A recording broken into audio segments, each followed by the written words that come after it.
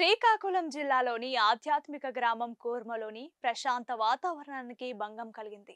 నిత్యం ఆధ్యాత్మిక చింతనతో ప్రకృతి ఒడిలో జీవనం సాగించే ఈ గ్రామంలోని ఇస్కాన్ రాధాకృష్ణ మందిరానికి దుండగులు నిప్పంటించడంతో కాలి బూడిదైంది.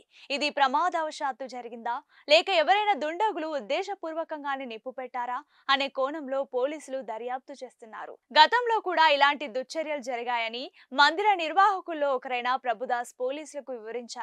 50 లక్షల రూపాయల మేర నష్టం వాటిల్లి ఉంటుందని అంచనా వేస్తున్నారు. ఘటనా స్థలంలో దుండగుల ఆనవాళ్లు సేకరించేందుకు పోలీసులు క్లూస్ టీంను రంగంలోకి దించారు. అగ్ని ప్రమాదంలో విలువైన పుస్తకాలు, సామాగ్రి కాలిపోయాయని, తీవ్రమైన నష్టం వాటిల్లిందని అధికారులు ప్రాథమిక దర్యాప్తులో గుర్తించారు. అయితే ఈ గ్రామానికి చాలా ప్రత్యేకతలున్నాయి. ఆ ప్రత్యేకతలేంటో ఈ వీడియోలో తెలుసుకునే ప్రయత్నం చేద్దాం. వీడియోని ఎండ్ వరకు చూడండి. ఆధునిక కాలంలో ఓ ప్రాచీన గ్రామం ఉందంటే ఆశ్చర్యమే. కూర్మ ప్రజల జీవన శైలి అందరినీ అబ్బురపరుస్తోంది. కాలానికే ఎదురు నిలుస్తూ పూర్తిగా పాత పద్ధతులను అనుసరిస్తూ విభిన్న పంథాను అనుసరిస్తున్నారు. గ్రామీణ ప్రజల పద్ధతులు, గురుకుల జీవన విధానానికి ఈ గ్రామం నిలువుటద్దమని చెప్పాలి. ఇక్కడ విద్యుత్ కానీ, టీవీలు, సెల్ ఫోన్లు లేవు. ప్రస్తుత సమాజాన్ని కుంగదీస్తున్న ఎలాంటి అవలక్షణాలేవి ఇక్కడ కనిపించవు. ఉన్నత చదువులు, పెద్ద ఉద్యోగాలతో సంపన్న శ్రేణి జీవనాన్ని అనుభవించినప్పటికీ జీవిత పరమార్థం ఇది కాదని భావించిన వారంతా అన్వేషణలో భాగంగా పరమాత్మకు చేరువయ్యే వికాస మార్గం సనాతన ధార్మిక జీవనంగా భావించి సరికొత్త జీవన విధానాన్ని అనుసరిస్తున్నారు. కాలం మారుతున్న కొద్దీ అలవాట్లు, పద్ధతులు మారుతూ ఉంటాయి. కాలం మనుషులను అలా ముందుకు తీసుకెళ్తూ ఉంటుంది.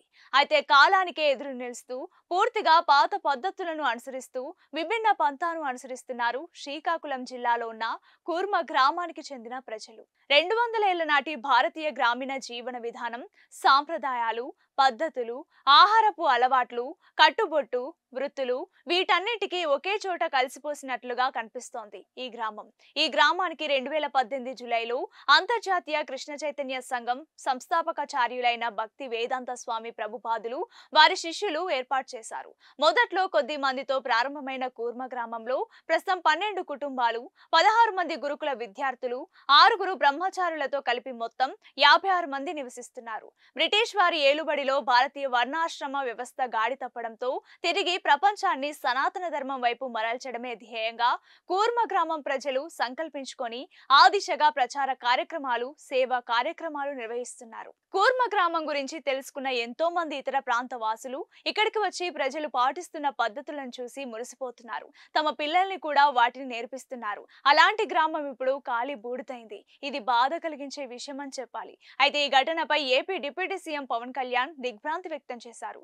కూర్మ గ్రామంలో అగ్ని ప్రమాదం దురదృష్టకరమని పేర్కొన్నారు. సమగ్ర దర్యాప్తు జరిపి నిజాలు నిగ్గు తేల్చాలని పోలీస్ యంత్రాంగాన్ని ఆదేశించారు. చూడాలి మరి దర్యాప్తులో ఎలాంటి విషయాలు బయటపడతాయనేది.